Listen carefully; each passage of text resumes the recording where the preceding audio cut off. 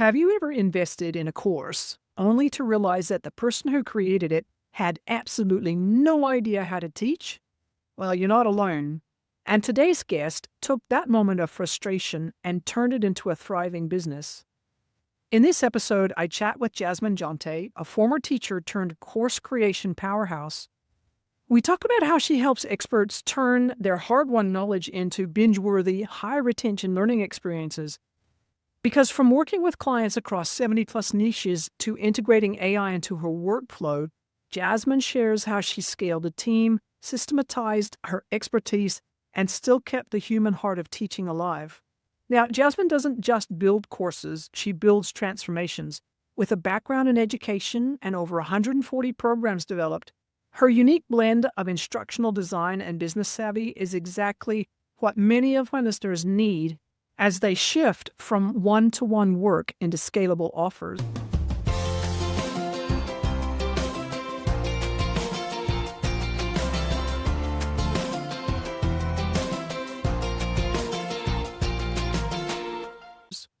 Welcome to the Online Business Launchpad podcast. I'm Trudy Rankin, and I help people who need a flexible work-from-home option grow the online side of their business so they can earn more, stress less, and have greater freedom in how they live. So I'm really fascinated to be able to talk with you today and just understand a little bit more about how that actually works, because I have a lot of people who are experts who do listen to this podcast and people who are still in a career and they might like to make a shift. And knowing how to be able to do that is really important. So thank you for being on the show, Jasmine. Thank you so much for having me. It's a pleasure to be here. I'd like to start out just by getting you to just explain a little bit to the listeners where you've come from, what's your story, how have you gotten to what you do now? Well, it's probably not surprising that I come from the classroom. I am a teacher by trade, and I taught kindergarten and first grade, and I taught in the lowest performing school in the country in the United States, which at the time was in Detroit, Michigan. And so, in that kind of environment, it's a necessity to make learning simple and fun for your students and to get buy-in and to have them engaged and to know your audience, right? And I didn't understand that would apply to business in the future. And lo and behold, that's the superpower, is actually knowing how to teach. At least that's my superpower, I should say. And I credit that experience a lot with everything I do today, even though now I run a business. I find that interesting because people who don't have kids or haven't been exposed to kids too much might be thinking, well, how hard is it to teach a little kid, somebody who's in kindergarten? Trust me, I have grandkids. It's not that easy at all. If you're trying to hold their attention, it's just fascinating. So the lessons that you learned there have stood you in good stead. So what was your path to actually turning your superpower into a business? Well, I started in my third year to side hustle, mainly because I was making the money. I don't know if you know this, but teachers don't get paid well. And so I just started side gigging, and one of those things was a business. Now, I didn't ever when I started that, I didn't see myself leaving the education realm. I thought I would go on to become an instructional designer at a university or something like that. And it was in my fourth year that I just got completely burnt out in the classroom. I just kind of hit my limit and said, okay, I'm going to take this little side business, which was health coaching. Okay. And I'm just going to take that and make that the main thing. And so the next 4 years after I was making that health coaching thing the main thing, I basically niche hopped. I was just trying to find my place. And while I never had an issue getting people results, it didn't matter what niche it in, it didn't matter the result I was trying to support my clients in achieving, everyone always got results. I just couldn't figure out the other elements of business, like sales and marketing and all those skills.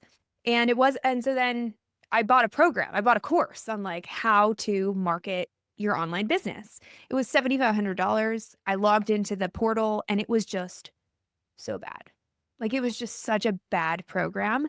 And I'll never forget having this epiphany that just because someone's really good at marketing and sales doesn't mean they're going to deliver for you. And it doesn't mean that they're good at teaching you what they know.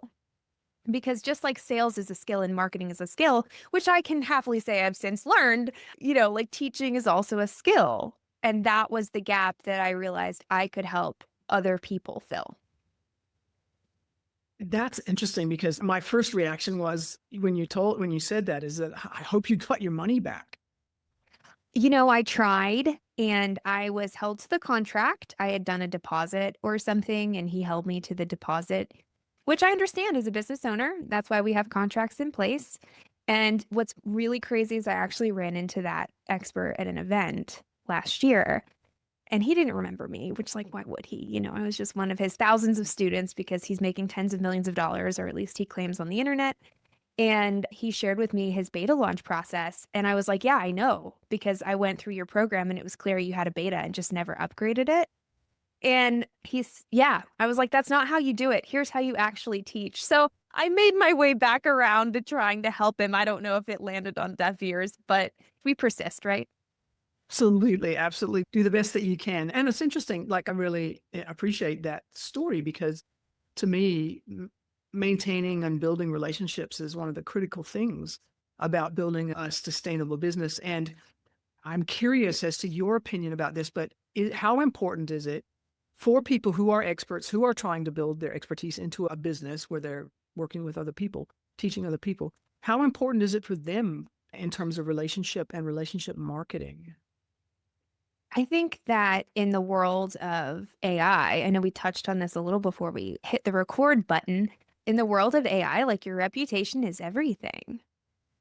Like who you are and how you show up and how you relate to other people. That's the realness that people are looking for and want and are attracted to. So I really think that if it was important before this whole wild new era, it's even more important in the future. That makes me a little bit curious, and let me explain why. For some reason, I tend to work a lot with people who are on spectrum, they're neurodiverse. It's probably better to say Yeah. that they're neurodiverse. And being able to understand, it's not that they can't be empathetic, it's not that they can't, see what's going on, but sometimes it can be really hard to see things from the other person's viewpoint or through the other people's eyes. If you haven't experienced, it can be difficult for anybody to do that. How do you, or are there ways that you use to help people start to be able to flip around from going, I'm talking about what I do because I understand what I do, to talking about what you need and how I can help you? How do you help people do that? Do you mean from like the neurodiversity perspective? Anybody's perspective, because that's been one of the biggest things that I find that people who are starting businesses and want to sell something or need to sell something struggle with. But it's even harder. It can be even harder, not for everybody, but for a lot of people who are neurodiverse, it can be even harder than if you're not neurodiverse. Yeah. I think part of it is asking the right questions, and always maintaining that curiosity about people.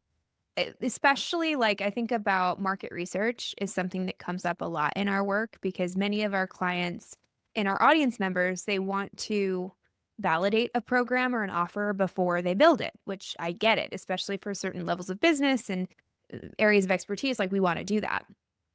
And most people would say, oh, let me just go to AI and do the market research. And I think that's a really great approach if you have multiple ideas and you're trying to discern which one to really go after. But once you've honed in on it, nothing is as powerful for market research as just having a one-on-one conversation with an ideal client and asking the right questions and getting curious. And we learn all of these things by asking questions that we couldn't by just talking to a chat bot or sitting in our own echo chamber wondering, I wonder what their life's like. So I think really everything is like, yeah, asking good questions and remaining curious. So I'm going to just poke that one just a little bit. First of all, I really completely 100% agree with you. But one of the things that I've discovered over the years for myself and for the people that I do work with, and that is that it's one thing to say, ask good questions. It's another thing to understand what a good question looks like. Can you give us some examples based off of the work that you've done with some of your experts?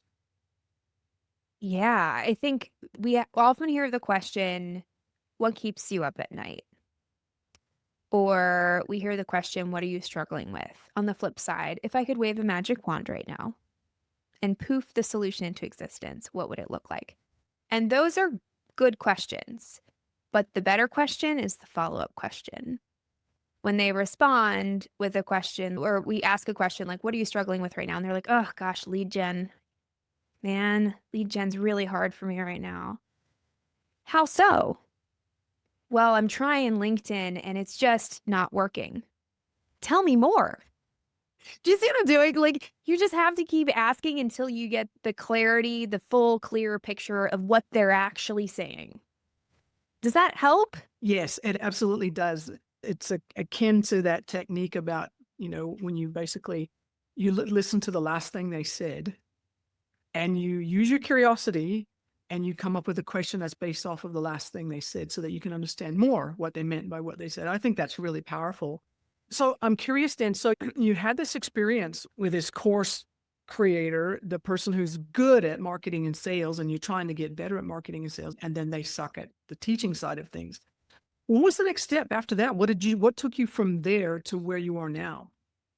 Well, it was in that moment that I realized, oh, I have this skill set that I can help others with. And I was like, well, if this guy just hired me to build his program, it would be way better. And I don't even know what he teaches. Because the truth about being a teacher and knowing instructional design is you don't actually have to know the subject matter. You can learn the subject matter from an expert and you just apply the skill of instructional design and learning experience design to the subject matter. And so then I realized, well, I'd really like to do that. And then I made some calls to my friends because I was like, am I crazy? It came so natural to me. I thought it wasn't, I was like, everyone can do this, right? Like, this is normal that people can teach. And so I called some friends and I told them about like my completion rates and my ascension rates. And they were like, that's very not normal. So then I decided, all right, well, let me just trial this and let me build for a couple people. I put a Facebook post out there. I built my first handful of courses within a few months, and that was it. I was sold. I was like, it's like the ikigai equation, like I finally hit all four of those things right in the middle, and I've been doing it ever since. At first, it was just me and a couple of admins, and now we have a team of like 14 or something crazy. And we all just, we're building all different kinds of courses all day. And I should say curriculum and learning experiences for experts all day, every day, and we love it. So I want to dig into that just a little bit because that's a little bit different too, in some ways, as a business. It's a little bit different to I'm an expert in something. I'm going to teach you that expertise so that you can go out and become a beginner in it yourself or an advanced practitioner of that. And I'm just going to create the course that's around this one specific niche.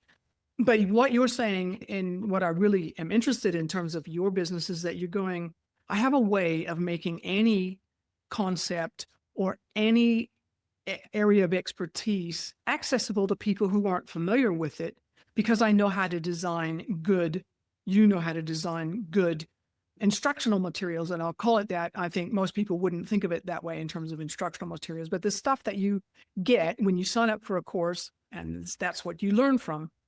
And I'm a little bit curious. So just off the top of your head, how many different areas of expertise would you say that you are working with at the moment? At the moment, somewhere between 15 and 18. Okay. Like, yeah, somewhere between, maybe more. Yeah, at least 15. Let's say that. At least 15. So, like, right now, we're working with clients who are tarot education experts. We have someone who's a real estate investing expert. We have someone who is a PR and influencer marketing expert.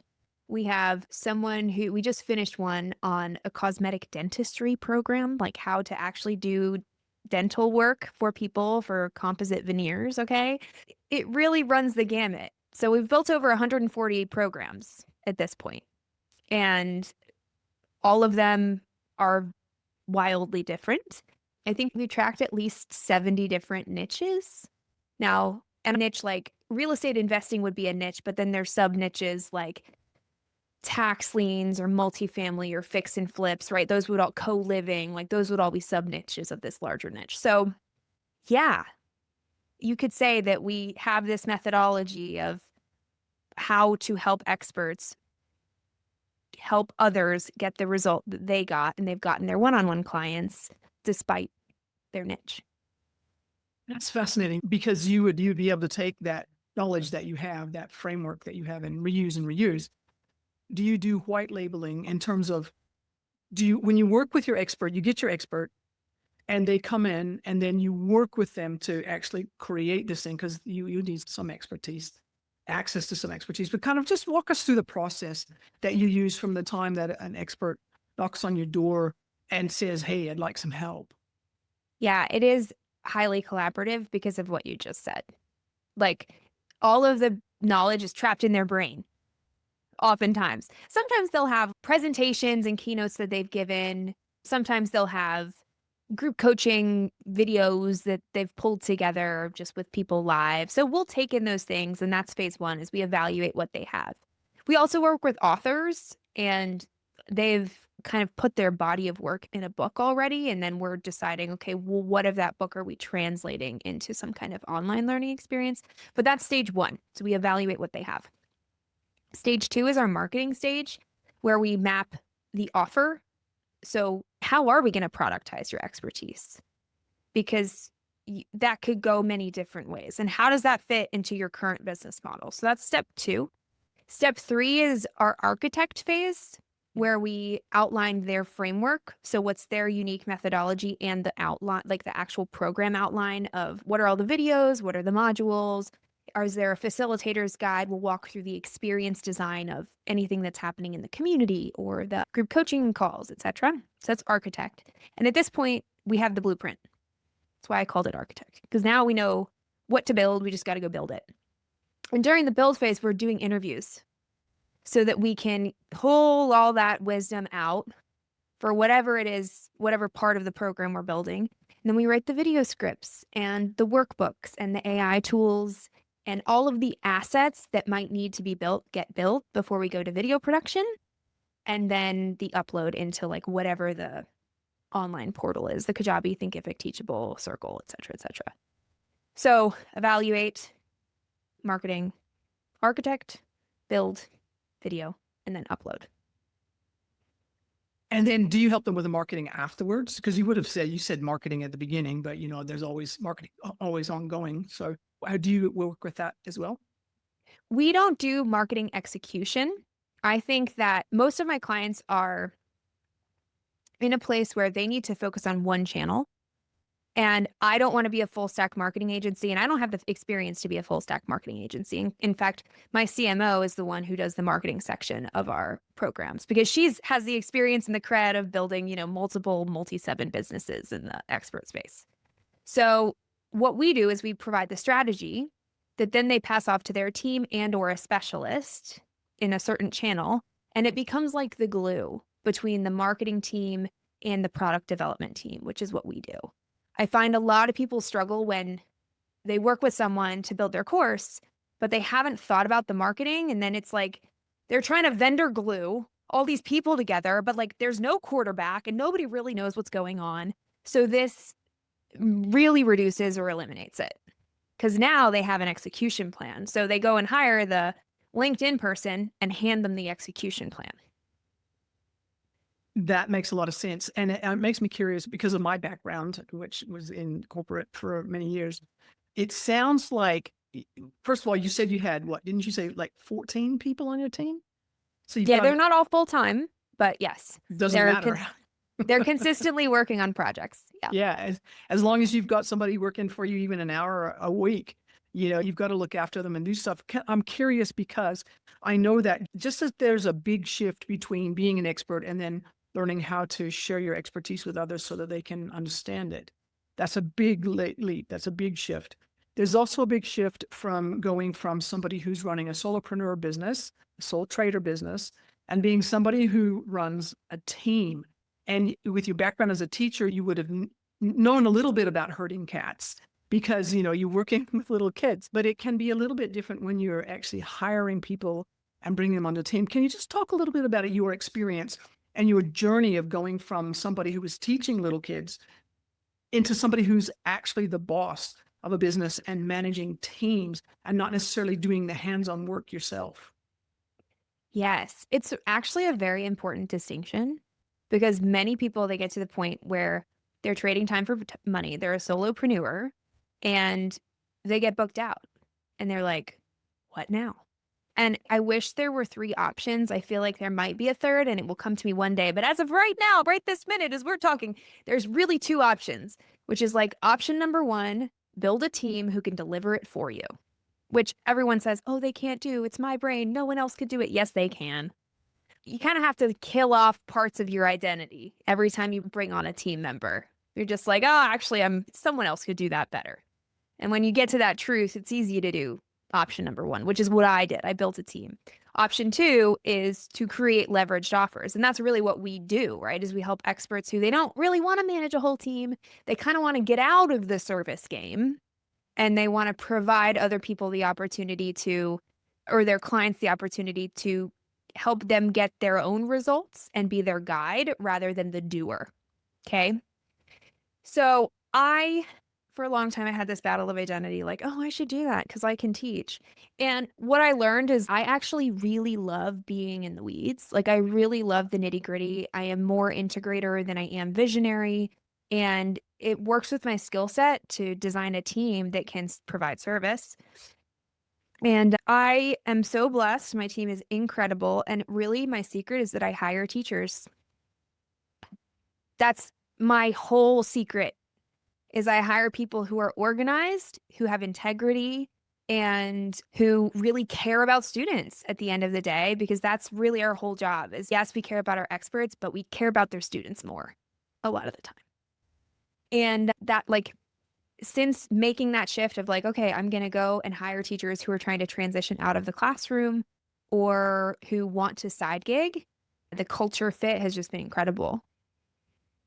And that's kind of interesting because, yeah, you're right. The culture fit is an incredibly important piece of hiring somebody.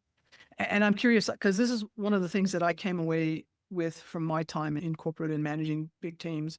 This is that there typically tends to be 2 types of people, workers, and it's not locked into it, but typically there's people are usually better at one or the other. And some people can do both, but they're still usually better at one than the other. And that is one person can be really good at going, give me a set of instructions. I'll follow them and I'll do it right. I'll make sure it works and I'll be really meticulous and detailed about it. And you need those people. And then there's the other set of people who can go, okay, tell me what you want to accomplish, and I'll go in and figure out how to do it myself. And you give me some guardrails to go by, but I can do this by myself. I don't need you to micromanage me. I don't need a list of instructions. And you need people who can kind of do both, but you also need in different situations, you need somebody that's stronger at one than the other. In your case, have you found that's also true for the people that you bring into your team? Or is that something that is just, I've learned that because I managed a bunch of people who are in IT for years? Yeah, it might be some of the IT. No, I for sure have bucket 1. I have some of those on my team and they want everything to be spelled out. And we don't have a problem with that. Like our SOPs, our trainings are really great. We bring on learning experience designers and they're trained up like just using the video trainings and the SOPs. They do a little bit of shadowing, but not a whole lot. And then they're off to the races. So providing those people who want that steadiness inside of like project management and whatnot is great. And we can do that. And I definitely will say my CMO, she is more of the like, I'm a strategist, I'm a big girl. Let me run this the way I need to run this. And you know what? Like, it's great. And she runs it. And the one thing we always get agreed on, though, is the outcome.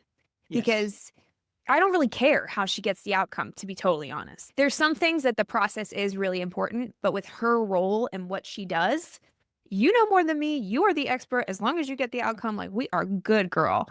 And then there's a few people that are kind of in the middle where I give them the structure and the framework, and then they have flexibility to play inside of that.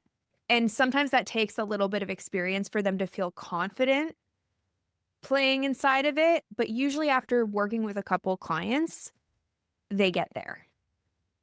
So yeah, I think it's interesting because I have both, and then I kind of have this hybrid thing in the middle too.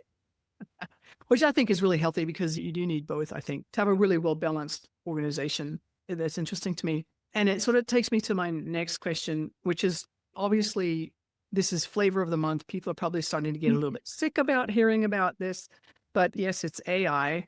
And I'm curious about do you use AI in your business? And if you do, how do you use it in a way that I guess helps you stay true to who you are, but also helps your experts stay true to who they are? We do use it. We use it a lot. We're an AI friendly company. I would not say that we're AI first, but we are AI friendly. And we look at it as our creative partner.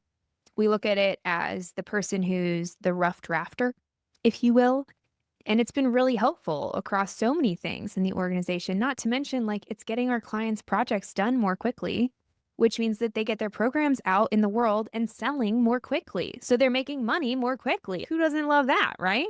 So it is important to us that though we're having all of those pros, we recognize there are downsides to it, and we're not using it as a shortcut so much as it's creating space so that we can put time and attention into making the programs that we build even better. I'll tell you in 2024, we could not be nearly as creative as we are with our client projects now because we were typing every single letter of every single video script.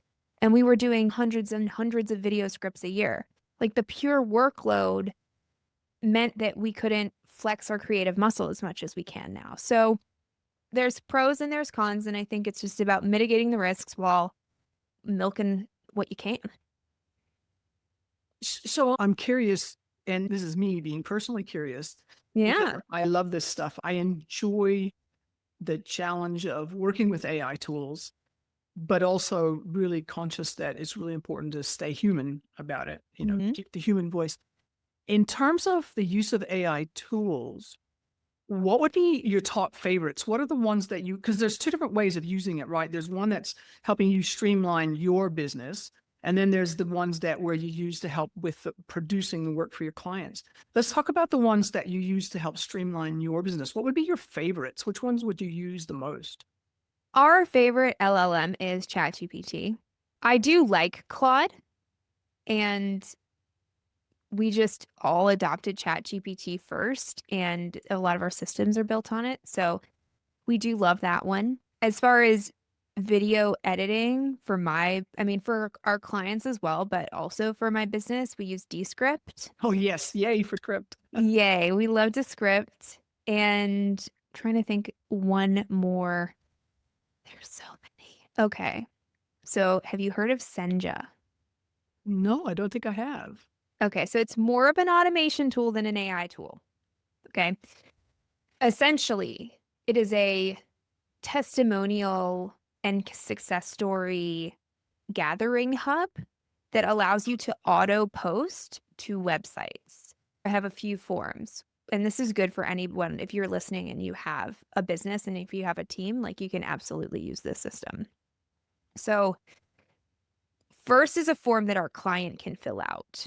Our client fills it out, their testimonial is auto posted to the website. And I have it set up so that we get a Slack notification so that my team cross posts to our social media. Same thing, if a client says something nice on a call with a team member, the team knows to go to our team member submission form.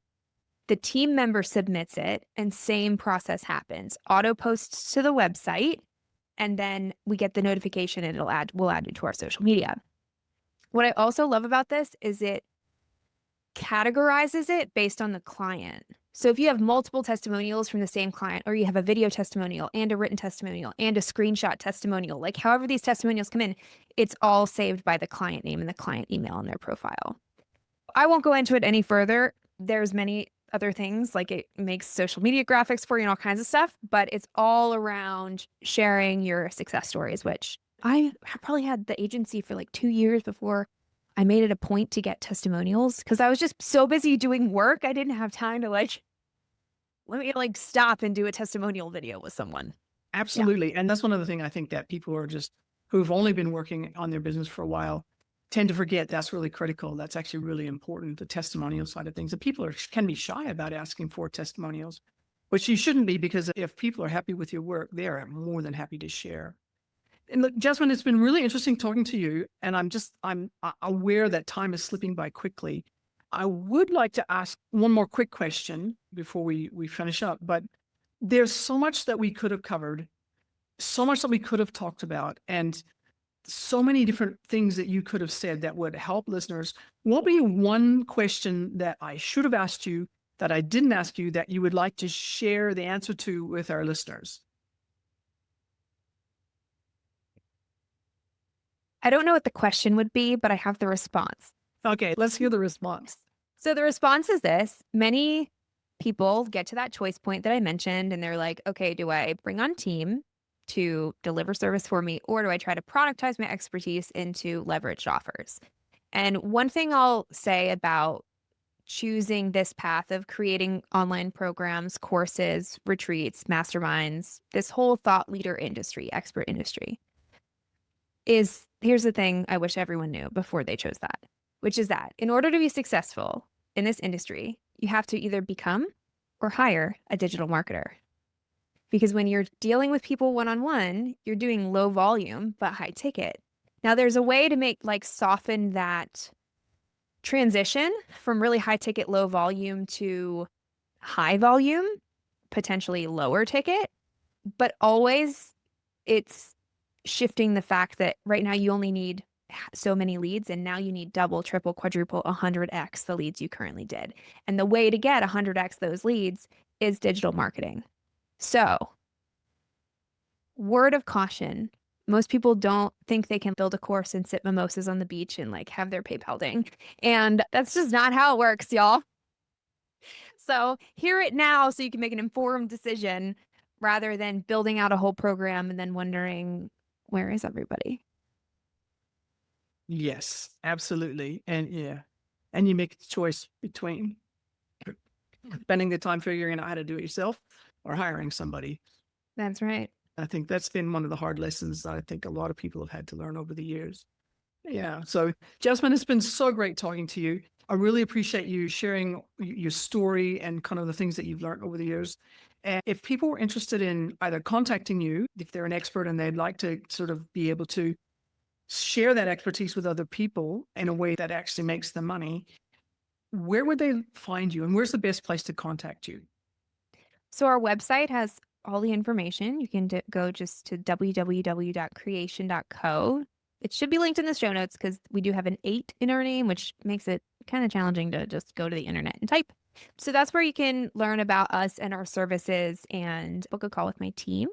If you're interested in learning more, you can go to creation.co/Netflix to understand how you can create a program that gets students results. And it's /Netflix because the whole guide is called 10 Next Level Strategies to Make Your Program as Binge-Worthy as Netflix. Oh, I see. And we have Okay. a custom GPT that you can actually talk to. Like, speaking of AI, you can talk to this GPT. It's trained on all my information and our case studies.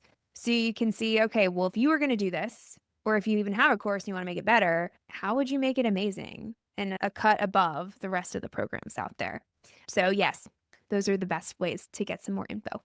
That's fascinating. Yeah. And I will put those in the show notes so that people can actually realize that there is an 8 in creation.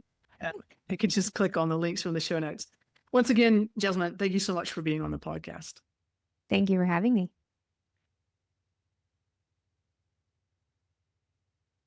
Thanks for tuning in to my conversation with Jasmine Jonte. I hope it sparks some ideas about how you can take your own expertise and turn it into something powerful that truly helps others while growing your business.